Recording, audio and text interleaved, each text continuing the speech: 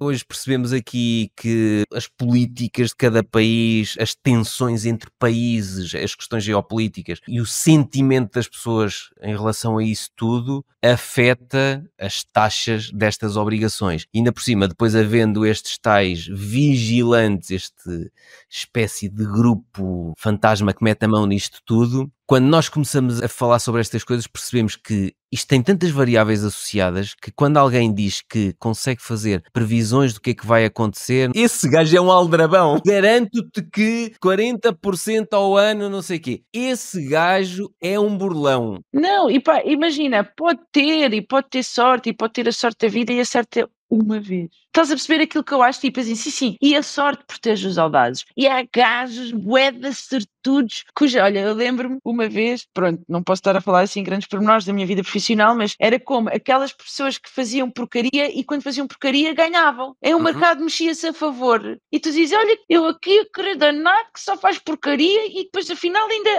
ainda ganhámos bolas. Eu estou a pensar, lá está a cena do engenheiro. O engenheiro está a pensar na equação que tem tantas variáveis, y é igual a não sei o que de x1, x2, x3, x4, É impossível. é impossível tu meteres estas variáveis todas ao barulho e teres uma bola de cristal e tu dizes assim, eu consigo gerir isto tudo, tensões geopolíticas, não sei o quê, emoções de pessoas e e mandar com uma tirada de em 2025 vai ser assim. Impossível. Esquece, e por isso é que eu acredito na Invisible Hand. Porque a Invisible Hand é precisamente assumir que é uma coisa fora de controle. É uma cena invisível. É um ajustamento natural de um reflexo comum de múltiplas pessoas presentes no mercado. Sejam elas do lado da oferta, da procura ou dos dois em simultâneo, sabes? Portanto, eu acho tão fascinante o comportamento humano na sua complexidade e, acima de tudo, imprevisibilidade, que eu pessoalmente não gosto de estatística. Adoro matemática, adoro matrizes e cenas aumentadas e não sei o quê. Estatística, pá, não. Eu gosto. Como assim vais até e não incluis? Discriminador. Que é isto? Tens uma curva normal que não há nada na vida normal. É binomial. Estás a perceber? Portanto, a definição da estatística incomoda-me profundamente da definição. A matemática por trás da estatística é aborrecida que dói. A linguagem baralha-me que eu sou disléxica. Portanto, nada é fácil. Tu não gostas de estatística, tipo, estatística é daquelas coisas de, é um bocadinho como estás em ciência e de repente está o Will Entrão, está naquela fronteira e porque foi citado e está na segunda linha. Tu, está. Mas como é que tu sabes que está? Nós não sabemos. A probabilidade de ele lá estar entre este espaço e esta coisa, porque ele é ínfimo e o espaço é enorme. Mas tipo, isto cheira mal. Eu sou ao contrário, eu gosto muito da estatística e percebo, por exemplo, no caso da inteligência artificial, a estatística é brutal porque, imagina, como é que o chat GPT consegue construir frases? Só para darmos um enquadramento a isto. Como é que nós aprendemos a responder a uma pergunta? Qual é a taxa de desemprego dos Estados Unidos? Pergunta. Como é que nós aprendemos na escolinha a responder? A taxa de desemprego dos Estados Unidos aprendemos que é assim. Ou seja, o ChatGPT, os modelos todos que estão por trás da inteligência artificial, foi-lhes ensinado a forma como nos foi ensinado na escola a responder a uma pergunta. Ele, ao começar a responder desta forma, está a perceber o contexto da pergunta. Pois, ao ter o contexto, funciona com tokens que vão buscar a probabilidade. Qual é a probabilidade da palavra seguinte ser um adjetivo? Qual é a probabilidade da palavra seguinte ser um verbo? Então ele joga com probabilidades e começa a construir frases, sempre jogando com a palavra seguinte mais provável em relação à palavra anterior e eu acho isto brutal. Isto é a estatística levada ao limite máximo de redes neuronais, de aprendizagem, de machine learning, não é? Aprendizagem das máquinas. E eu acho que essa parte vai ser muito disruptiva para os mercados financeiros, porque vai substituir muita gente. Sim. É um bocadinho como saberes usar o chat GPT. Tu tens que saber usar a ferramenta. Sim, mas mais uma vez, vai ser disruptiva, mas não vai trazer previsões 100% corretas, não sei o quê. Esqueçam, isso não existe. Quem vos disser isso é um burlão e vai-vos querer sacar o dinheiro todo. É precisamente por aí, ou seja, ele vai ser disruptiva porque vai obrigar a que novas ferramentas surjam e tu vais continuar a ter humanos a fazer trabalho criativo com added value, com base nessas novas ferramentas, mas não sejam, imagina, tu tinhas um relationship manager que tinha que passar 4 dias e meio a fazer due diligence sobre o cliente. mais 2 dias a ver quais eram os produtos que se adequavam àquele cliente. E vamos imaginar que o sistema não era o melhor e tu perdias mesmo muito tempo a pesquisar as coisas e as coisas são arcaicas. Com a inteligência artificial, tu passas isso num instante e num glimpse e deixas de precisar dessas pessoas. Ou seja, o que tu passas é, para mim, na minha perspectiva, é que tu vais começar a fazer um trabalho cada vez mais crítico, que é deixas essa burocracia de lado, eliminas a fete e cada vez mais és acutilante naquilo que é. Eu não preciso de fazer a tralha, eu já só preciso ter o resumo crítico e tomar a decisão sobre isto, porque eu no limite sou humano, eu é que vou ter essa decisão para mim. O mais importante, eu concordo com isso que estás a dizer, o mais importante nos próximos anos é que as pessoas desenvolvam capacidade crítica e depois tudo aquilo que nós já falámos até aqui, que é tomares decisões em função do teu perfil de risco, teres atenção à tua alocação em função do teu perfil de risco. Da estratégia. E depois munir-te destas ferramentas, porque imagina,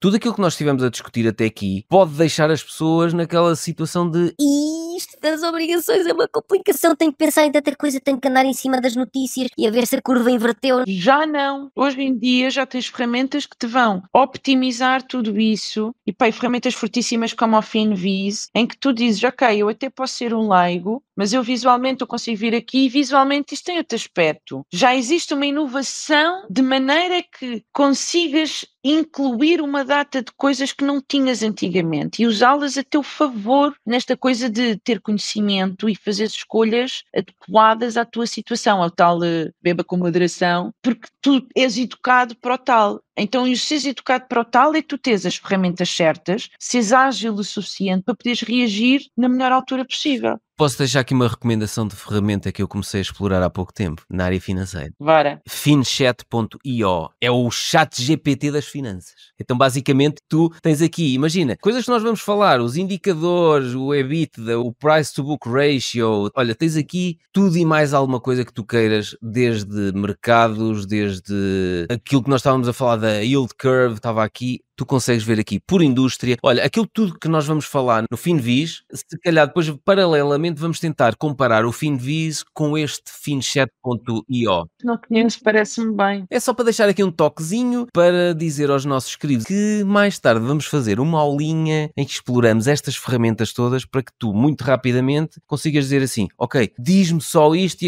aquilo. Deixa-me ver os indicadores, como é que isto está em termos de isto, aquilo e aquilo. Está tudo disponível e quando me dizes não gosto da estatística, tu tens a estatística a alimentar isto tudo lá atrás. Sim. Não gosto da estatística, eu porque sou disléxica e chata e porque acho que a estatística não é bonita, sabes? Tipo, acho que a matemática nisso consegue ser mais eloquente. Pá, não sei, eu gosto mais de matemática. Mas a estatística à base é a matemática. Sim, mas é diferente. É tipo, inclui, mas não inclui, e até e não até, e probabilidades e... Tem que ser inclusivo, porque se não for inclusivo, a Cláudia já não quer. Eu vou-te só dizer, eu gosto da estatística 2, que é aquela com alfa, com 5% e com intervalo de confiança não sei o quê. Essa eu gosto. Ok. A outra toda abstrata e com grandes teoremas e não sei o quê, pá...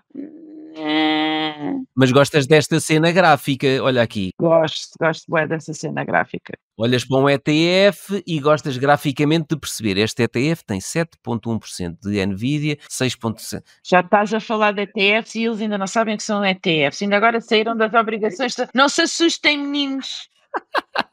O professor Pedrinho está-se a antecipar, mas é só porque ele é bom moço. Ele quer já mostrar tudo. Não se assustem. Não, eu estou fascinado com as ferramentas que nós temos atualmente ao nosso dispor. É genial. Eu fico mesmo muito contente. E não é só isso, é tal coisa poderes conjugar. Porque estávamos a dizer que não vejas só o indicador e a seguir vais ver o ouro. Pá, mas se te apetecer mesmo, quando fores à casa de banho, sei lá, no limite, podes ir ler o boletim do Carregosa, que é gratuito. Ou no limite vais ver o resumo semanal da Bloomberg, estás a ver? Tipo, ou a seguir vais ver os headlines da CNBC, é só giro e estão todos a fritar com o Trump. É genial a quantidade de informação que tu tens agora. Eu, por exemplo, a CNBC é um canal que eu não gosto muito, mas lá está, tem a ver com o meu perfil. É comediante, gosto hilérico. Eu adoro, que os histéricos, os sensíveis, curto bem. Acho que mexe demasiado com as emoções da maior parte das pessoas e para um investidor de longo prazo como eu, é do género, eu não quero saber daquilo para nada.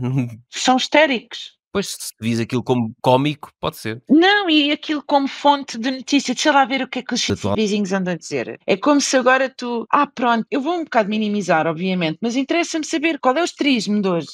Já. Aí o Trump ganhou. Conheces o Jim Cramer, lá da CNBC? Sim. E ele gosta muito de fazer aquelas previsões dele e ele grita muito e não sei o quê. E há inclusivamente um ETF, Inverse Jim Cramer, que é todas as previsões que ele faz normalmente falham redondamente. É ao contrário. Portanto, quando o Jim Cramer diz Está na altura de vender isto, que não sei o quê. nas semanas seguintes aquilo sobe 20, 30, 40%. Então há um ETF de inverso do que ele diz. Só para teres noção. Eu deixei de gostar do formato dele, não sei porquê. Não gosto. No início, quando comecei a ver, achava giro, tipo, desafiador,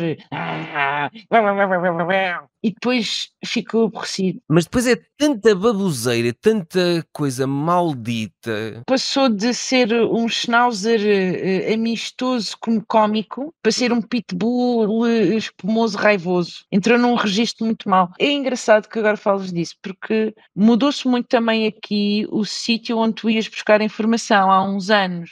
Isto era impossível de dizer, mal de qualquer coisa que fosse dito da televisão da CNBC, eram tipo golden sources, e hoje em dia quase como se, não, eles estão a pôr isto porque alguém está-lhes a pagar para eu ver isto, portanto eu já critico tudo o que eu vejo. Inclusivamente youtubers são pagos para recomendar determinadas ações de determinadas empresas, que é uma cena chocante. E não faz sentido. Eu, por exemplo, outro dia vi uns tipos que foram até ao Joe Rogan, que eram jornalistas que trabalhavam em entidades e cadeias televisivas, que disseram, não, nós vamos montar um canal do YouTube podcast e vamos fazer as nossas notícias por podcast, porque pelo que percebemos é o que o público quer e é o que o público sente como verdade, é o que o público sente como pessoas verdadeiras a discutirem tópicos verdadeiros, sem qualquer tipo de bias e a contarem as notícias. Por exemplo, tem outro que eu acho imensa graça do Instagram, que é If you give the fucking news, if you give a damn, e ele é basicamente, é isso, olha, hoje houve não sei quantos mortos na Indonésia porque houve não sei o quê, e é tudo ao instante, ao segundo, e ele é follow me if you give a damn.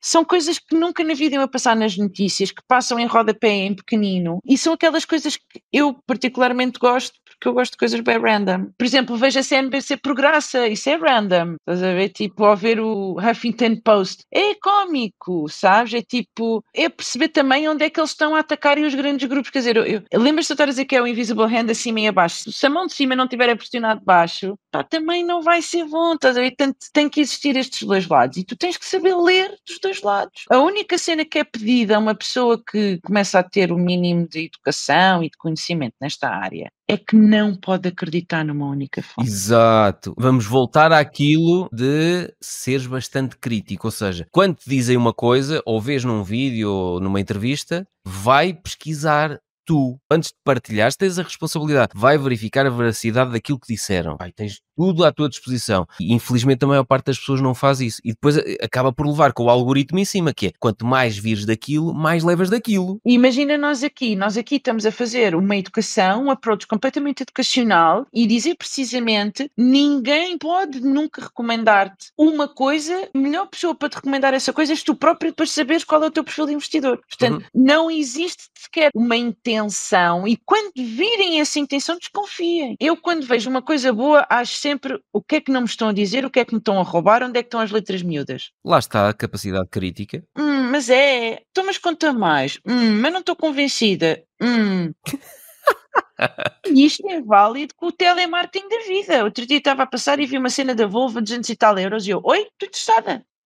Contem-me. Afinal é coisa, não sei o quê, promoção. Não, publicidade enganosa. Estou a perceber. Viste aquilo que publicaram lá no chat Telegram ontem, no Investir na Bolsa? Não. Que era aquela campanha do Banco Inter, 2% mensal, não sei, AEN, não sei o que, e as pessoas... Alguém tem esta conta no Banco Inter, 2% ao mês? Gerou-se lá essa discussão. O pessoal não percebeu, e a maior parte das pessoas não percebia aquilo. Aquilo não é 2% ao mês, é 2% ao ano, pago proporcionalmente ao mês. Só que o texto, qualquer pessoa mais idosa, ou quer dizer, Portugal não tem literacia financeira nenhuma, qualquer pessoa olhava para aquilo e ia subscrever um depósito a prazo daqueles naquela conta que te dá 2% ao mês. 2% ao mês é 24% ao ano. Isso até eu lá metia dinheiro. Eles têm que mudar o texto e dizer 2% ao ano, pago mensalmente. E assim está bem. Mas não era assim. Aproveita esta conta, não sei o quê, de 2% ao mês. TAEN paga mensalmente, não sei o quê, uma coisa assim do género. Mas ninguém percebe o que é o TAEN pago mensalmente. As pessoas leem aquele 2% ao mês. Não, e uma taxa anual nominal bruta é só estarem-te a tirar areia para os olhos, porque uma anual nominal bruta nunca vai ser uma efetiva geral, enquanto uma efetiva geral leva com todas as comissões, impostos, cafezinhos, chazinhos, tesourinhos, e essa sim é a efetiva geral. Eu, por exemplo, adoro quando vão falar em empréstimos, de repente estamos a ver um empréstimo e estamos a ver um TIC. Então eu peço 30 mil e pago no fim 41 mil. Tá, pá, isto está tudo parvo. E de repente, eu agora vou aumentar aos 35 mil e de repente 51 mil de MTIC. METIC é o quê? É o valor final que vais pagar. Sim, é a matéria total com imposto coletável. Matéria total com imposto coletável, ok. Acho que é assim que se diz. Porque imagina, tu pedes os 30 e tal mil, né? E depois ficas, ok, 30 e tal mil, com juros de 10%, eu pagava 3.500. Depende de quanto tempo é que ia ser. Mas vamos assumir que eram... Ah não, as contas assim, 3 mil... Não, é 10% ao ano. 10% ao ano, durante quanto tempo, com o imposto, com a comissão. Se forem 10 anos, 10% ao ano vezes 10 anos são 100%, ou seja, já pagas o dobro em 10 anos. Agora, não, mas vamos imaginar um carro que é 10 anos, até é um período relativamente curto. Mas em 10 anos, tu pagaste 30 mil, de 30 mil, tu vais pagar 44 mil. Claro. Estás quase a pagar 50, 15 mil é metade de 30 mil. Se tu pagares 44 mil, é quase metade. É metade do outro carro. Então, e de repente tu estás a pensar, então, mas não era 10% e de repente é metade. As pessoas não percebem isto. Mas nas casas ainda é mais grave. O meu apartamento é meu e custou-me 200 mil euros. Paguei-o foi há 40 anos. Não, sei não quê. pagaste 200 mil, faz lá bem as contas, porque pagar, imagina, 3% ao ano são, em 10 anos, 3 vezes 10, 30%. Em 20 anos são 60%. Em 30 anos são 90%. Ou seja, tu em 30 e poucos anos já pagaste 100% do valor inicial. Se te custou 200 mil, ao fim de 30 anos já pagaste 400 mil. Mais os outros impostos todos, não sei. E as pessoas fazem esta continha. Não, é o valor total vezes 10%. Então não vou pagar mais 3 mil nos 30 mil? Não. Nos 200 mil não vou pagar mais 20 mil? Não, 20 mil num ano. Eu acho que depois também não é só esta falta de noção de saberem fazer as contas, é acreditam em tudo o que lhes dizem. Mas o outro disse. Mas está aqui escrito. Não acredites no que eu te disse. Não acredites numa fonte só. Não acredites. Faz a tua investigação. Resumida desta forma. Primeiro, não acredites em nada do que te dizem, desenvolve capacidade crítica, vai investigar e tens responsabilidade. Antes de partilhar uma coisa que ouviste, tens a responsabilidade de ir confirmar a veracidade disso. Isso é verdade. Habitua-te a pensar pela própria cabecinha e assim não vais cair nas estratégias do guru que consegue prever tudo com 100% de certeza. Sim. E fechar com esta sensação de quanto mais crítico e quanto mais estudar e refletir e investigar e ver notícias e várias fontes diferentes, cruzadas, melhor vai ser a opinião informada e melhor vai ser a decisão financeira tomada. E eu disse tenho 100% de certeza. Isto está um guru com 100% de certeza. Tenho 100% de certeza que se uma pessoa vir mais do que uma fonte, meditar sobre o assunto, questionar os amigos, ponderar sobre ela, escrever para que não seja uma coisa de impulso, Desenvolves capacidade crítica. e vai tomar uma decisão acertada, uma decisão ponderada, uma decisão justa, uma decisão assertiva, uma decisão adulta, responsável. E se estiveres enganado, foste conservador, se tiveste atenção à alocação, se não meteste todos os ovos no mesmo cesto, está tudo bem. Que a questão não é estar certo todas as vezes, é quando estás enganado, a asneira ser muito menor do que quando estás correto. Exatamente, agora disseste e falaste muito bem. Foi bonito este momento, vamos embora. Vamos fazer uma t-shirt com isso e pronto, vamos vendê-las para a Feira da Ladra. Tchau, está tudo feito. Drop da mic. Pau. Meus queridos e minhas queridas, até ao próximo episódio. Foi muito bom isto.